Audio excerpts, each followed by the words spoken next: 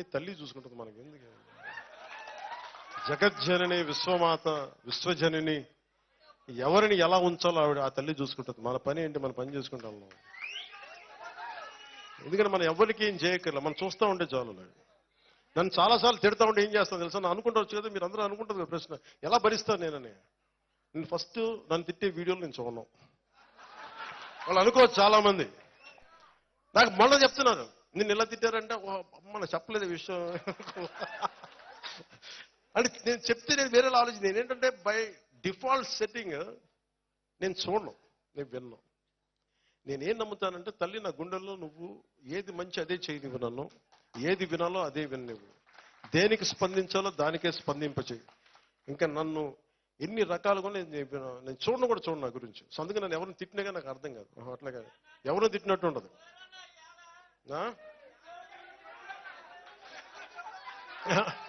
అలాగా ఈరోజు మనకున్నది 5 సంవత్సరాలు. దాంట్లో దాదాపు ఒక నెల అయిపోయింది. ప్రతిరోజు ప్రతి గంట చాలా కీలకం. నాకు ఇలా ప్రతిసారి కలవటం కంటే కూడా నాకు పని చేస్తే మీ జీవితాల్లో మార్పు తీసుకురాగలుగుతాయి. అలాగే జన సైనికులందరికీ చెప్తున్నాను, ముఖ్యంగా యువతకి చెప్తున్నాను, అమ్మ మిమ్మల్ని ఎక్కడ మర్చిపోతాం తల్లి, మీరు నా మీద కోపపడతట్లా. తల్లి లేకుండా నా పదం ప్రయోగం ఉంటుందా? జనసేన అంటే ముందు మీ పేరే చెప్తాను తల్లి.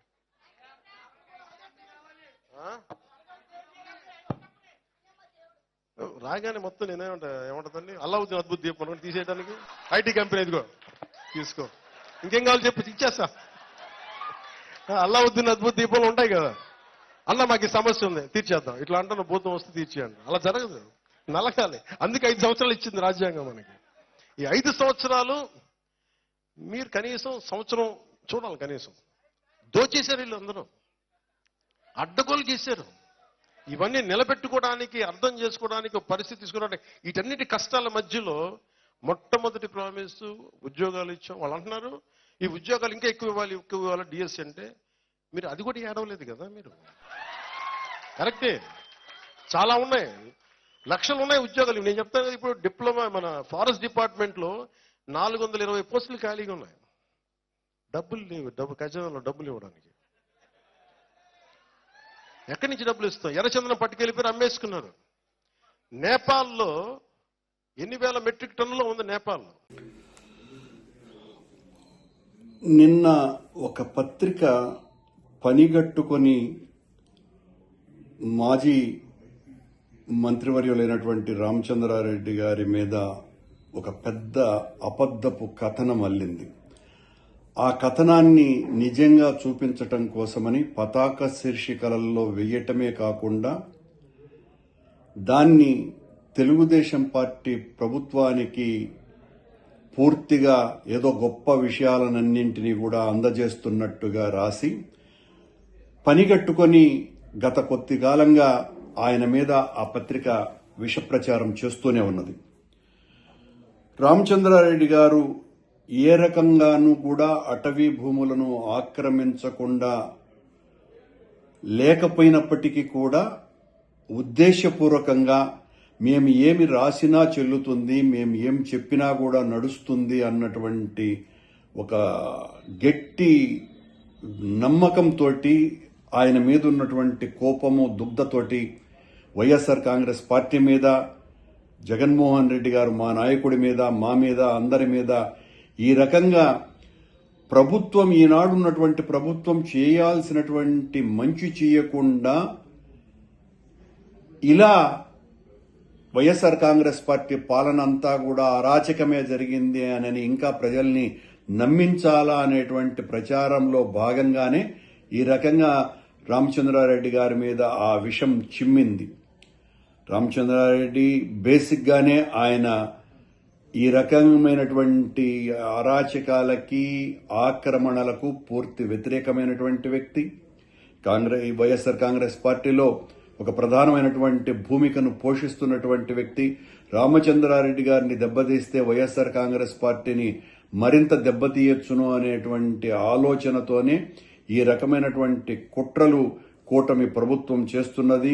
ఒకవైపు కూటమి ప్రభుత్వము, మరోవైపున వీళ్లను మోసేటువంటి ఈ ప్రచార ప్రసార మాధ్యమాలు పనిగట్టుకొని ఈ రకంగా మా పార్టీ నాయకులందరి మీద ఈ విషవాయువులు చిమ్ముతూ మీరు చేయాల్సినటువంటి ప్రజలకు ఇచ్చినటువంటి వాగ్దానాలను నెరవేర్చకుండా మా మీద విషం చిమ్మి బ్రతకాలని చూస్తే ప్రజలు ఏమాత్రం కూడా హర్షించరు. రామచంద్రారెడ్డి గారు ఆ కడిగిన ముత్యంలాగా మీరు ఏ రకమైనటువంటి విచారణ చేసుకున్నా కూడా ఆయన బయటికి వస్తాడు. నిన్న ఆయన ఛాలెంజ్ కూడా చేసినారు, నేను ఏ తప్పు చేయలేదని. దానికి పూర్తి వివరణ కూడా ఇవ్వటం జరిగింది. ఆ వివరణను మాత్రం కూడా ఆ పత్రిక ఏమాత్రం కూడా పట్టించుకోకుండా దానికి మాత్రం ఒక సింగిల్ కాలం ఐటమ్ రాసి ఒక వ్యక్తి మీద దాడి చేస్తున్నప్పుడు కనీసం ఆయన వివరణ నీవు చేసినటువంటి దాడికి సమానంగా తీసుకోవాల్సినటువంటి అవసరం, కనీసమైనటువంటి బాధ్యత, పత్రికా ప్రమాణాలని కూడా పాటించకుండా చేసినటువంటి తప్పిదం కాదు, అసలు చాలా ఘోరం చేస్తున్నాయి. తెలుగుదేశం పార్టీకి కూటమికి మోసేటువంటి పత్రికలు ప్రసార మాధ్యమాలు నిజం నిలకడతో బయటికి వస్తుంది. రామచంద్రారెడ్డి గారు నిష్కల్మషంగా ఈ సంఘటన నుంచి, ఈ ఆరోపణల నుంచి బయటికి వస్తారు. తెలుగుదేశం పార్టీ మీద, కూటమి మీద మా పోరాటం ఎట్టి పరిస్థితుల్లోనూ ఆగకుండా చేస్తూనే ఉంటాం. మీ ప్రభుత్వం చేసినటువంటి వాగ్దానాలను నెరవేర్చకుండా ఈ రకమైనటువంటి ఆరోపణలతోనే మా మీద కాలయాపన చేయటానికే చూస్తున్నది అన్నది స్పష్టంగా అర్థమైపోతున్నది. ఆయన తానా అంటే ఉప ముఖ్యమంత్రి గారు పవన్ కళ్యాణ్ గారు తందానా అంటాడు. అప్పుడే ఏదో జరిగిపోయింది, మొత్తం దోచేశారు, దీని మీద ఎంక్వైరీ చేస్తా ఉన్నాం, తగిన చర్యలు తీసుకుంటామని చెప్పాడు. ఇదే పెద్ద మనిషి ఎన్నికల ముందే చెప్పాడు 40,000 కోట్లు ఇసుకలో దందా చేశాడు పెద్దిరెడ్డి, 40,000 కోట్లు దోచేశాడని చెప్పారు.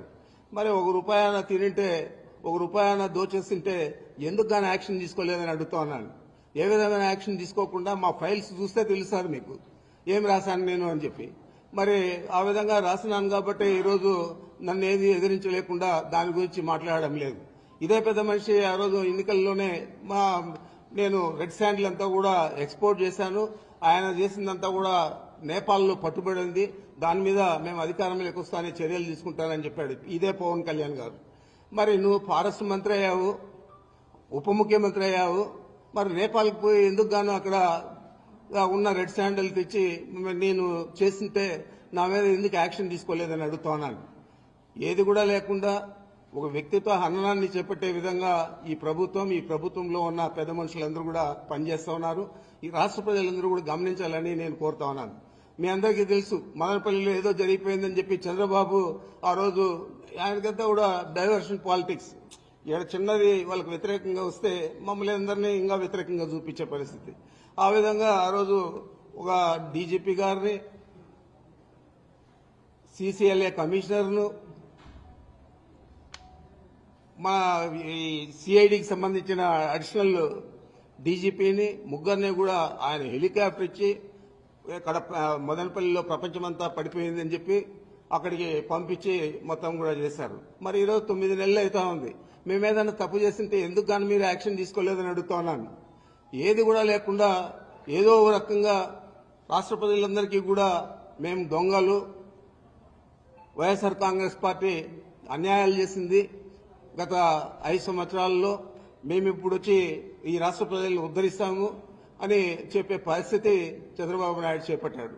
నేను ఒకటే అడుగుతున్నాను, అయ్యా నువ్వు అన్ని హామీలు ఇచ్చావు, అబద్దం మీద అబద్దం చెప్పావు, అబద్దం చెప్పకుండా చెప్పావు, మరి ఇన్ని సూపర్ 6 అన్నావు, సూపర్ 7 అన్నావు, మరి నిన్నటి పరిస్థితి ఏంది అని అడుగుతున్నాను.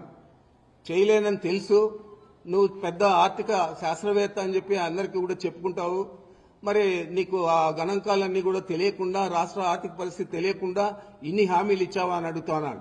ఇన్ని హామీలు ఇచ్చి ఈరోజు ఆయన నేను చేయలేనని చెప్తా ఉన్నాడంటే ఎంత నిస్సిగ్గుగా అబద్దాలు చెప్పి అధికారంలోకి వచ్చి ఈరోజు రాష్ట్ర ప్రజలను మోసం చేసావో ఒకసారి ఆలోచన చేయని చెప్పి అడుగుతున్నాను.